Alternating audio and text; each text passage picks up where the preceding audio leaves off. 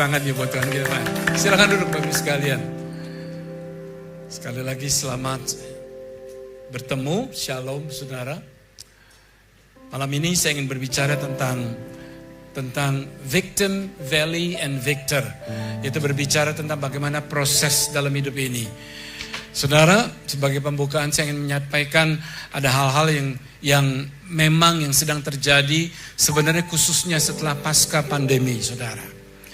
Ya, ada banyak hal yang berubah. Perubahan terjadi begitu cepat di Indonesia ini. Dulu tidak ada Zoom, tiba-tiba ada Zoom, dan Zoom menjadi sebuah bisnis yang sangat besar di dunia ini. Dan tadinya enggak pertemuan bisa seperti biasa, tapi sekarang harus luar biasa. Karena pertemuan-pertemuan harus disesuaikan dan diubahkan. Begitu juga muncul mental health, kata mental health atau kesehatan mental itu menjadi sesuatu yang sangat menonjol pada hari-hari ini. Bapak Ibu sekalian, di gereja kami di Jakarta, Pastor L beberapa waktu yang lalu melayani di sini. Ketika seseorang akan menikah, maka mereka akan di-counseling selama 12 kali oleh masing-masing pastor. Lalu kemudian ada satu yang cukup penting adalah bersama dengan seorang psikolog. Ya, psikolog, memang kami ada salah satu hamba Tuhan yang memang dia belajar tentang psikologi, psikolog dan mendalami, dan dia bekerja di dalam bidang tersebut. Dia banyak mengkonseling orang-orang dan menemukan betapa banyak anak-anak muda yang mengalami kesehatan mental, gangguan kesehatan mental. Ya, saudara, saya akan berbicara sedikit gambaran tentang ini, saudara. Ya, dengan kata-kata, saya mulai dengan kata-kata seperti ini. Tentang bullying, tentang stigma, lalu tentang labeling. Saudara tahu ya, labeling dikasih label, itu saudara. Ya, memar di badan bisa hilang, tapi luka karena ejekan bisa tinggal bertahun-tahun. Ada satu hal yang lebih kejam daripada musuh, saudara, yaitu orang memanggil kita dengan label yang salah. Mereka bilang kamu orang gagal, rusak, beda, jadi pantas diejek. Mereka bilang kamu tidak layak dipakai Tuhan. Tapi dengar baik-baik Bapak Ibu sekalian, mulut manusia tidak punya kuasa lebih besar daripada kuasa Tuhan. Itu kita harus menjaga. Karena bicara tentang bullying, bicara tentang labeling, itu bukan cuma anak sekolah, SD, SMP, SMA, tetapi juga orang tua, saudara. Ya, keluarga, dalam keluarga terjadi bully, membuli dan sebagainya. Kita ingin, saudara, menyadari bahwa di zaman sekarang ini bullying itu harus dihadapi. Ya, bullying, membuli seseorang itu tidaklah bagus, saudara. Satu kalimat yang bisa merubah mereka adalah kita tahu bahwa Tuhan kita adalah Tuhan yang maha baik. Dia akan merubah pikiran kita. Kalau kamu pernah berada di titik dibully dan sebagainya, ingat saudara, label itu bisa melekat, tapi tidak harus menetap. Stigma memang nyaring, tetapi anugerah Tuhan lebih nyaring. Amen. Bullying meruntuhkan, tetapi Yesus membangun kembali. Kamu mungkin pernah di label manusia, tetapi kamu dimiliki oleh Tuhan. Boleh tepuk tangan buat Tuhan kita yang baik, saudara. Saya percaya bahwa ini yang sering kali dihadapi, baik saya tidak tahu di Malang, tetapi saya kira juga ada Bapak Ibu sekalian namanya di sekolah, dalam kehidupan. Firman Tuhan mengatakan begini, Yabes pernah di label si sakit. Ya, saya bacakan saja ayatnya, saudara, di dalam 1 Tawarim 4 ayat 9 sampai 10 mengatakan begini, Yabes lebih dimuliakan daripada saudara-saudaranya. Nama Yabes itu diberi ibunya kepadanya sebab katanya, aku telah melahirkan dia dengan kesakitan. Lalu Yabes berseru kepada Allah Israel, katanya, kiranya engkau memberkati aku berlimpah-limpah dan memperluas daerahku, dan kiranya tanganmu menyertai aku dan melindungi aku daripada malapetaka, sehingga kesakitan tidak menimpa aku, dan Allah mengabulkan permintaannya itu. Bapak Ibu sekalian, poin yang awalnya adalah dikatakan mamanya melahirkan dia dengan kesakitan. Jadi saudara bisa bayangkan setiap hari dia dipanggil si sakit, mudah sakit. Ketika masuk sekolah mungkin dikatakan bahwa absen, si sakit, mana sakit? Gak ada. Kenapa? Sakit, saudara. Bapak Ibu sekalian, nama itu membuat seseorang menjadi down, membuat seseorang terbatas dan sebagainya. Tetapi lihat Yabes datang kepada Tuhan. Dia berkata bahwa kiranya Tuhan, Engkau memberkati aku berlimpah-limpah, memperluas daerahku, dan kiranya tanganmu menyertai aku dan melindungi aku daripada malapetaka. Bapak Ibu sekalian, yang dilakukan adalah bukan menerima status itu, apa yang orang ejek kepada kita, apa yang orang label kepada kita, apa yang orang bully kepada saudara sekalian atau seseorang, tapi dia menolak. Dia datang kepada Tuhan dan minta Tuhan bebaskan, lepaskan, perluas, perbesar kapasitas. Dan saya percaya ketika kita minta kepada Tuhan, Dia akan memberikan kepada kita sekalian. Boleh katakan amin? Amin, saudara. Dan ini luar biasa sekali ketika kita melihat hal ini. Karena itu saya ingin membahas tentang victim, valley, and victor. Victim adalah, saudara, dikatakan, saya ingin gambarkan tentang victim adalah what happened to me. Apa yang terjadi padaku. Apa yang terjadi kepada orang-orang. Apa yang terjadi kepada tetangga kita. Apa yang terjadi kepada seseorang yang menerima bully. Ya, yang dibully. Ada mahasiswa, 2 mahasiswa yang saya tahu. Yang satu di Bandung, satu di Jakarta. Yang tiba-tiba dia naik ke lantai sekian. Ada yang satu di sekolahnya lantai 3 atau lantai 4. Menjatuhkan diri ke bawah dan mati, saudara. Karena dia dibully oleh teman-temannya. Lalu kemudian ada satu di Bandung, seorang dari atas apartemen lantai berapa saya lupa, dia menjatuhkan diri, mati juga. Kenapa? Karena mereka tidak tahan dibully, sehingga membuat mereka menjadi kata-katain, diejek, direndahkan, diremehkan, dan dikata-katain engkau jelek, engkau tidak mampu, engkau bodoh, engkau tolol, dan sebagainya. Bapak Ibu sekalian, kata-kata itu sangat berkuasa, saudara. Apalagi ketika seorang ayah atau seorang ibu memperkatakan anaknya, wah kamu memang dari kecil sudah ketahuan ya, maaf saudara, goblok gitu misalnya. Itu akan masuk dalam pikiran dia. Memang saya goblok, memang saya bodoh.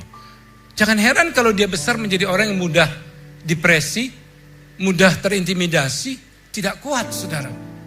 Karena dimulai dengan demikian. Ini adalah victim. Anak ini adalah victim. Saya ingin menggambarkan tentang cermin yang retak. Cermin yang retak ini adalah, bayangkan kamu lihat diri sendiri di cermin yang pecah.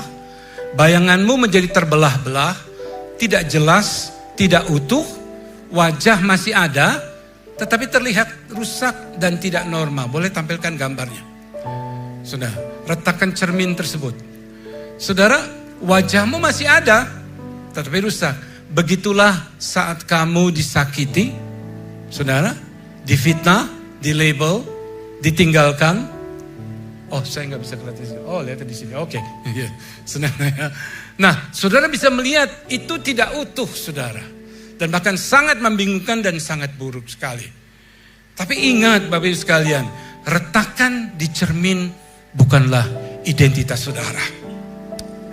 Cerminnya mesti diganti, saudara, dengan cermin yang utuh. Maka utuhlah wajah saudara. Jangan sampai saudara berpikir itu adalah hidupku. Itu yang berusaha dimasukkan melalui bullying, melalui ledekan, ejekan, merendahkan. Tapi kita harus tahu identitas kita adalah di dalam Kristus. Apa yang mereka lakukan kepada saudara itu bukan siapa saudara. Serangan boleh dari luar, tetapi kita harus tahu ada Tuhan yang melindungi kita sehingga hati kita menjadi kuat. Boleh sama-sama katakan amin. Amin. Boleh berikan tepuk tangan buat Tuhan kita ya. Karena Tuhan melihat kita tanpa cacat, saudara, tanpa keretakan, dan Dia memulihkan hidup saudara secara sejati, saudara. Ya, dengan sederhana. Ini yang pertama, itu adalah victim. Yang kedua adalah valley. Valley ini adalah masa atau saat pembentukan, saat pembangunan. Where God rebuilds you. Di mana Tuhan membangun saudara, membangun kamu kembali. Saudara, satu kata-kata yang sangat menarik adalah begini. Di tempat daerah pembangunan, yaitu daerah tempat pembangunan, selalu terlihat berantakan sebelum jadi indah. Debu di mana-mana, tanah digali, kerangka besi berdiri, kelihatannya berantakan, kotor, tapi sebenarnya sedang dalam persiapan.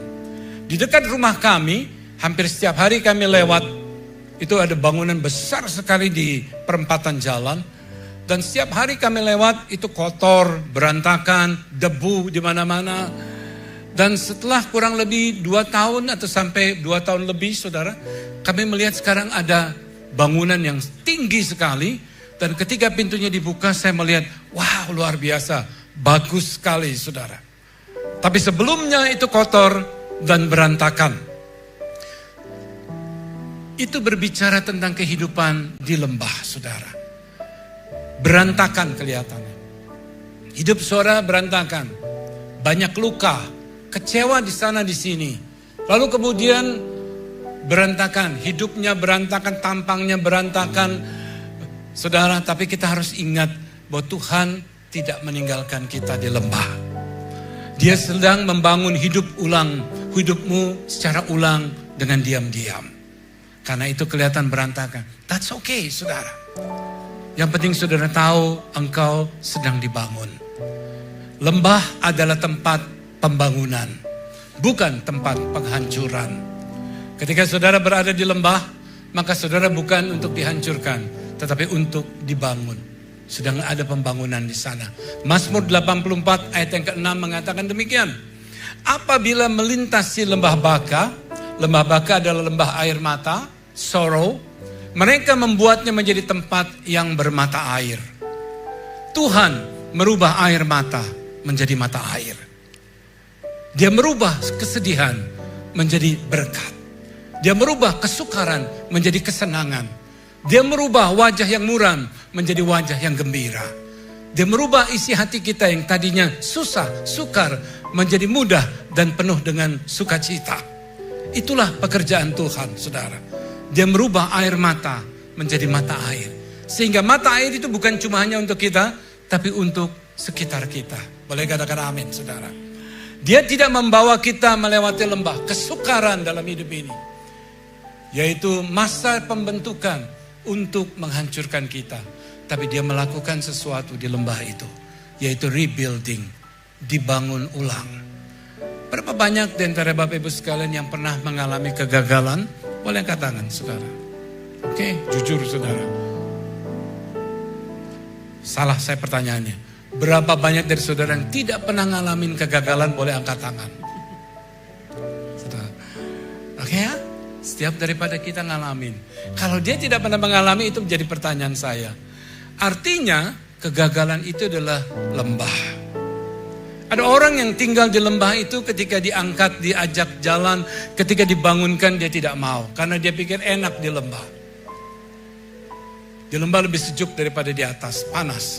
Bukan, tapi di lembah itu adalah kita harus bangkit. Itu adalah masa pembangunan. Lembah is not a place. Valley is not a place. Itu dia adalah hanya sebuah perlintasan. Kita melintasi perjalanan itu. Jangan tinggal di lembah, saudara. Karena lembah itu hanya pembentukan.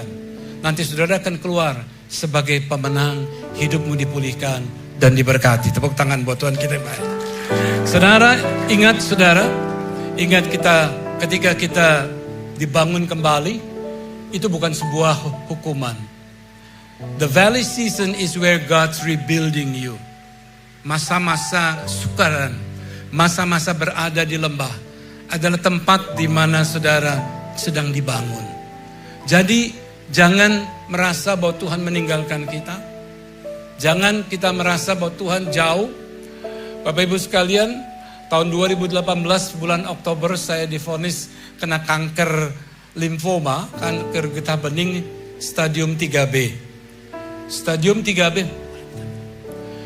3B adalah stadium yang sudah lanjut, saudara, karena 3B, 3C, lalu kemudian 4, dan kemudian itu sudah jadi terminal, saudara.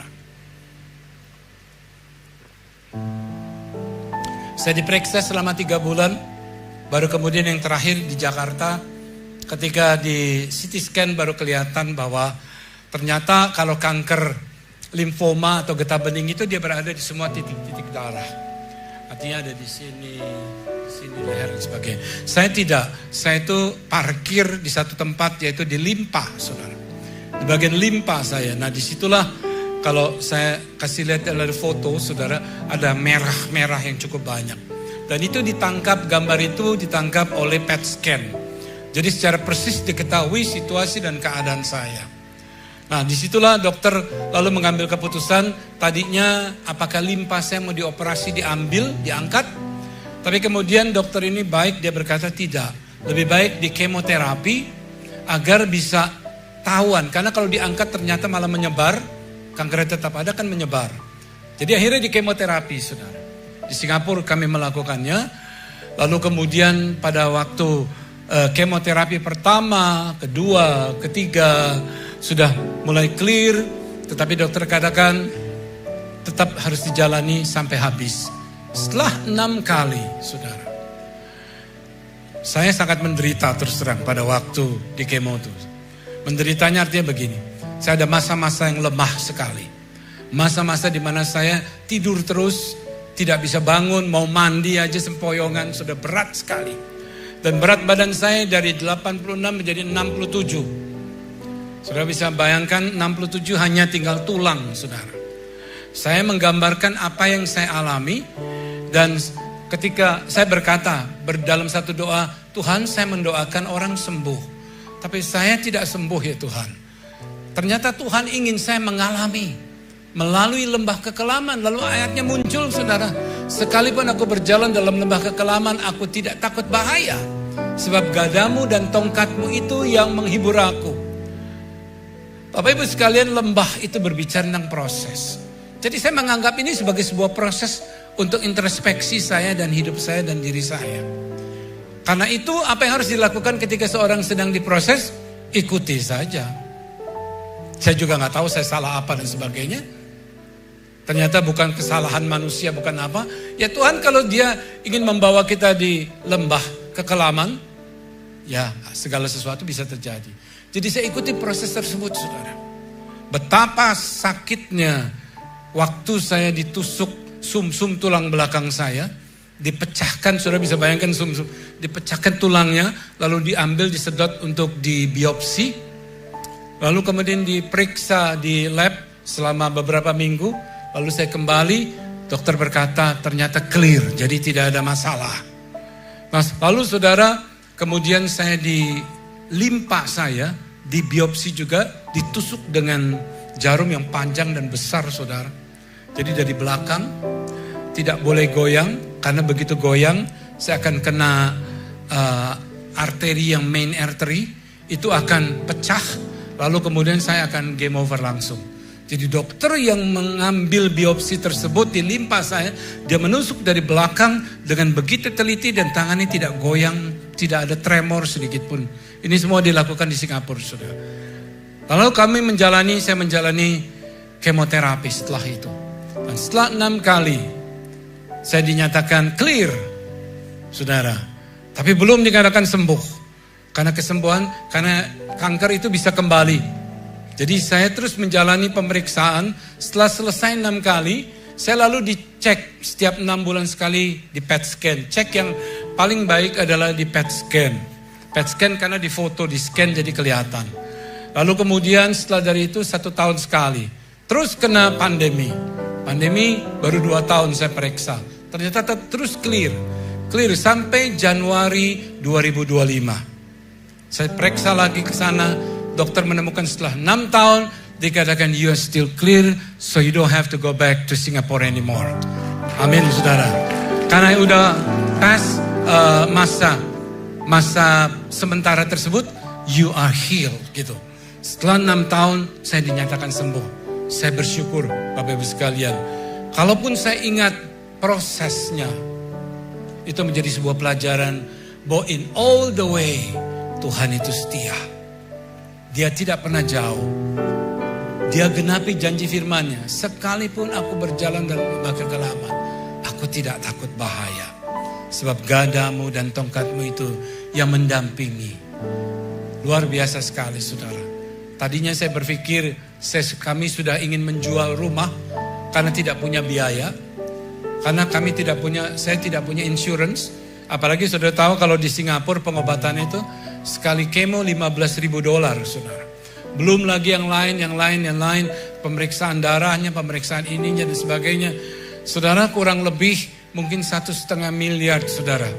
Dari bulan Oktober sampai bulan Januari itu keluar. Selama Oktober, November, Desember, Januari. 3,5 bulan. Saudara, hampir 1,5 miliar kurang lebih. Tapi Tuhan memberikan berkatnya dengan luar biasa. Kami tidak usah jual rumah, tapi Tuhan berkata bahwa aku akan mencukupi segala sesuatu.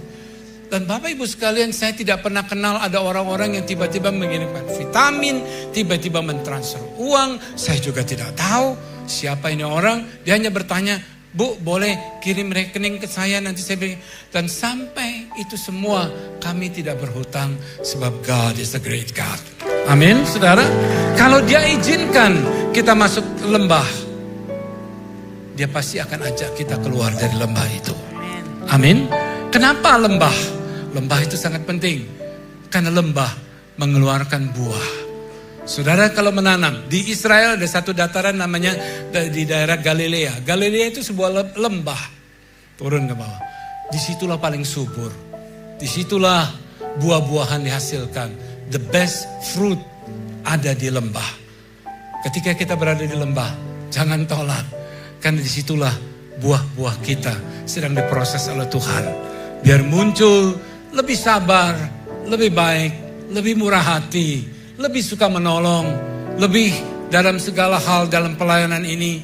Disitulah kita diproses. Buah-buah itu muncul. Karena buah tidak pernah tumbuh di atas gunung. Buah tumbuhnya di lembah. Boleh katakan amin? Amin. Boleh lihat kiri kanan katakan, saya setuju itu. Amin, saudara. Tepuk tangan boleh. Tepuk tangan kita yang baik. Amin, saudara. Pada waktu itu, saudara, yang saya lakukan adalah menyembah Tuhan. Saya hanya berkata, tenanglah, tenanglah, jiwaku dalam naungan sayapmu, menembus awan kelabu, pandang kemuliaan-Mu, selalu ku rindu lekat dalam hatiku, mengikuti rencana-Mu, Yesus Tuhan Rajaku. Seringkali rencana Tuhan kita tidak mengerti. Tapi ketika kita mempunyai kerelaan hati, masuk, diproses. Ingat, proses bukan tempat tinggal. Proses hanya tempat lewat. It is not a destination. Itu adalah cuma tempat numpang lewat. Kita jangan mau tinggal di tengah proses. Kita harus ingat bahwa Tuhan akan membawa kita. Dikatakan membawa.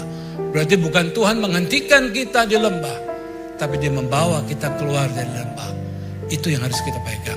Sehingga kita bisa dengan rela menjalani proses itu dengan hati tetap bersyukur kepada Tuhan. Amin, saudara. Saudara, apa yang terjadi ketika kita, saudara, ketika kita keluar dari proses tersebut? Saudara bukan di-reject, saudara bukan ditinggalkan, tetapi Tuhan sedang menyusun ulang arah hidup kita yang tadinya berantakan, diperbaiki, dibentuk menjadi semakin bagus. Saya ingin memperlihatkan sebuah gambar buat kita sekalian. Saudara, ini adalah the art of in Japan, saudara. Kintsugi. Kintsugi itu adalah gambaran, nah ini saudara. Saya jelaskan hal ini. Ini adalah seperti keramik yang sangat mahal harganya, lalu kemudian jatuh, pecah. Mereka tidak membuang, ya, tapi mereka mengumpulkan ulang. Dikumpulkan, seni Jepang Kintsugi itu berkata begitu, mereka kumpulkan satu persatu dengan detail, lalu kemudian mereka mulai rekatkan dengan lem, untuk satu persatu pekerjaan yang rumit, tapi mereka lakukan dengan teliti. Lalu setelah itu yang luar biasa adalah dicat emas. Itu emas asli, saudara. Itu bukan tinta atau bukan cat yang biasa, tapi itu emas asli. Sehingga kelihatan alur-alurnya.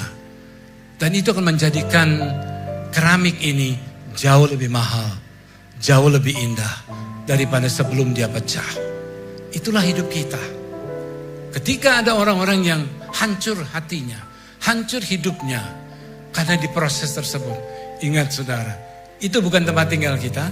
Kita akan keluar walaupun babak belur sekalipun.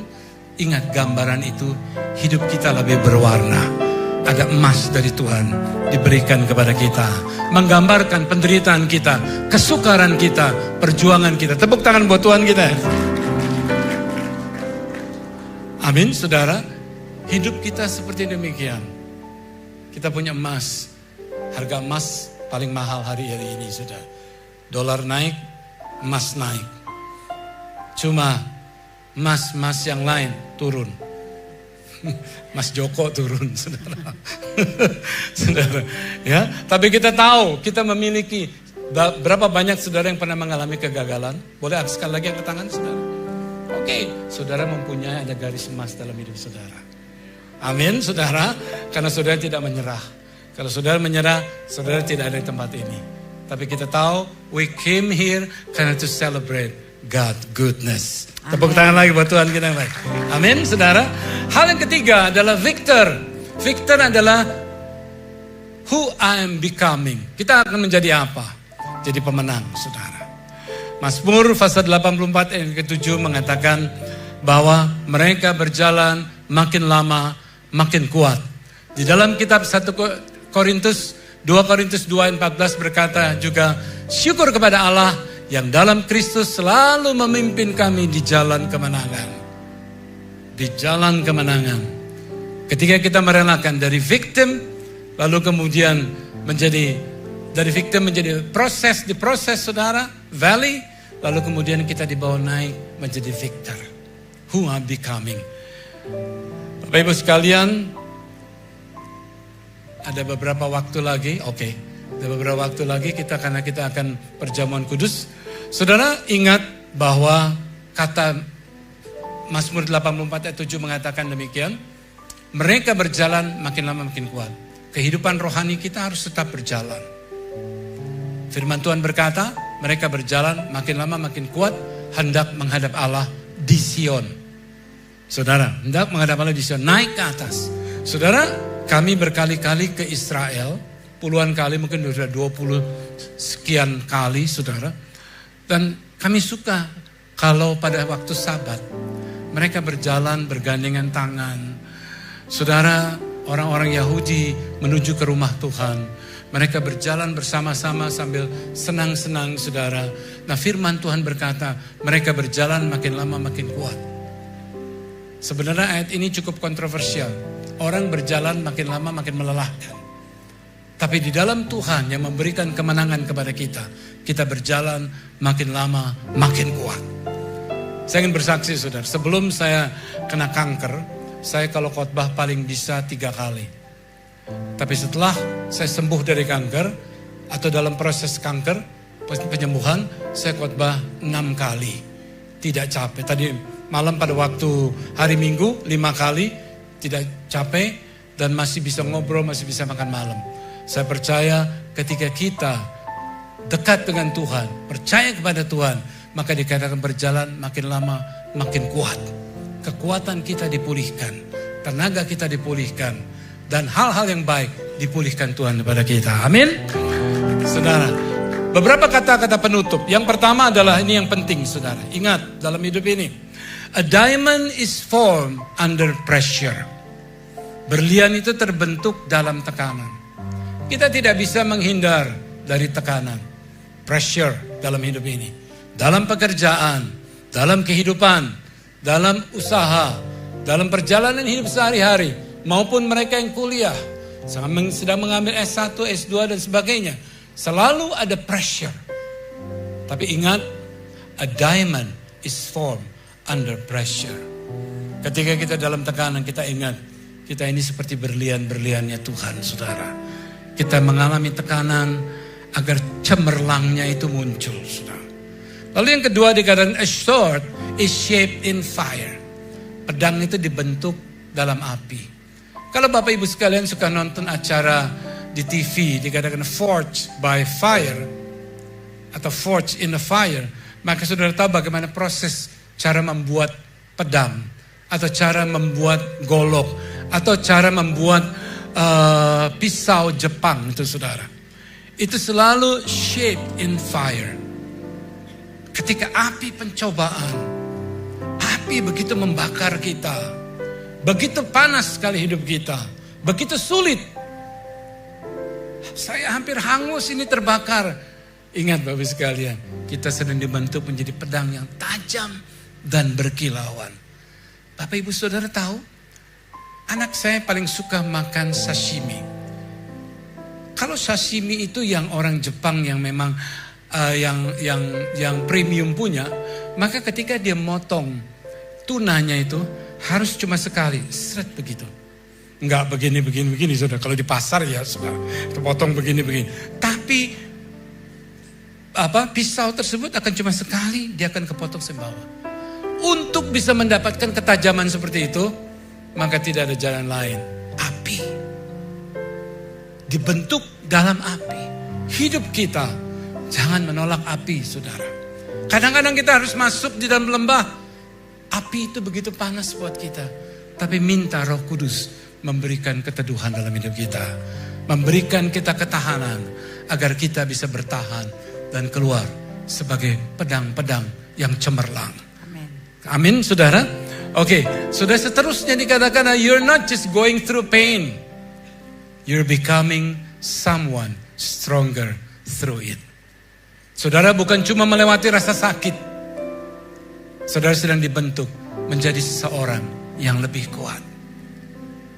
Saya melalui penyakit. Saya banyak penyakit ya saudara. Tapi sekarang satu persatu sudah hilang. Ya, saya bukan cuma kanker. Saya punya ada 9 batu di empedu, saudara. 5 di empedunya, 4 di salurannya. Pada waktu saya mau pergi cek PET scan, tiba-tiba saya jatuh. Sakit sekali, saudara. Dan itu ternyata batu di empedu. Nah, bagi Bapak Ibu sekalian yang pernah mengalami batu di empedu, maka saudara tahu betapa sakitnya. Muka saya berubah menjadi kuning, lalu kemudian jadi hitam karena sudah terkena ke pankreas dan sebagainya. Saya dibawa pulang dari Singapura ke Jakarta, lalu masuk menjalani operasi. Operasi diangkat, yang 1 dari mulut, ya, sebagian, lalu yang 5 diambil dengan operasi pakai robot. Nah, saudara, begitu setelah diangkat, yang operasi tadi mestinya 45 menit menjadi 1 jam 45, 2 jam setengah. Saya disisain batu 1, saudara, dibawa dikasih lihat, ini batunya. Saya simpan karena yang lain-lain hancur, saudara, udah keluar. Begitu selesai operasi, keesokan harinya, kok saya bisa seger. Muka saya berubah jadi cerah. Dokter yang datang besokannya, saudara, udah ini mau udah sehat ya, pulang aja. Suruh pulang, saudara. Langsung saya minggu itu tetap pelayanan dan sebagainya. Bapak Ibu sekalian, yang harus kita lakukan adalah kita harus minta sama Tuhan, belajar. Tuhan, setelah proses ini apa yang terbentuk dalam hidup saya, Tuhan? Itu yang saudara harus tahu. Ya, saudara bukan cuma melewati rasa sakit atau penyakit, tapi Tuhan membentuk kita untuk menjadi lebih kuat. Lebih kuat dalam bidang apa Tuhan? Tanya lebih detail. Mungkin dalam bidang doa, mungkin lebih mendalami firman Tuhan, mungkin lebih mendalami puji-pujian, mungkin lebih mendalami pekerjaan saudara, mungkin lebih mendalami perhatian kepada keluarga. Karena sakit itu bukan hanya sekedar loh Tuhan nganggur, kasih izin sakit, udah deh, itu udah sembuh ya udah. Tidak. Selalu ada purpose di balik sesuatu yang Tuhan izinkan terjadi dalam hidup kita. Boleh katakan amin, saudara? Sama, saya akan tutup dengan ini, saudara. Kupu-kupu tidak langsung jadi kupu-kupu. Mulainya dari ulat, merayap di tanah, pandangan terbatas, dalam kepompong, kelihatan seperti enggak terjadi apa-apa. Saudara, ya. Tapi perubahan besar terjadi dalam gelap. Dan saat keluar, dia tidak merayap lagi. Dia terbang. Boleh kasih lihat gambar ini, kupu-kupu ini. Boleh tepuk tangan, saudara. Kupu-kupu ini adalah the most beautiful butterfly in the world. Saya berdoa agar kita boleh bisa menangkap message malam hari ini. Tuhan pertama tidak mau saudara menjadi victim. Tetapi kalaupun itu terjadi, relakan.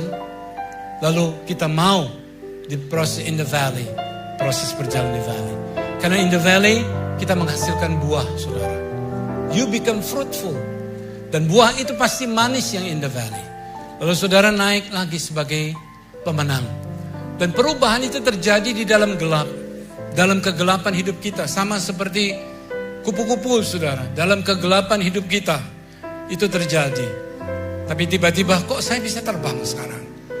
Kok saya bisa melakukan ini? Saya bisa melakukan itu. Mari Bapak Ibu sekalian, kita serahkan hidup kita. Percaya bahwa Dia adalah Tuhan yang baik. Amin, saudara. Mari kita bangkit berdiri yuk, saudara.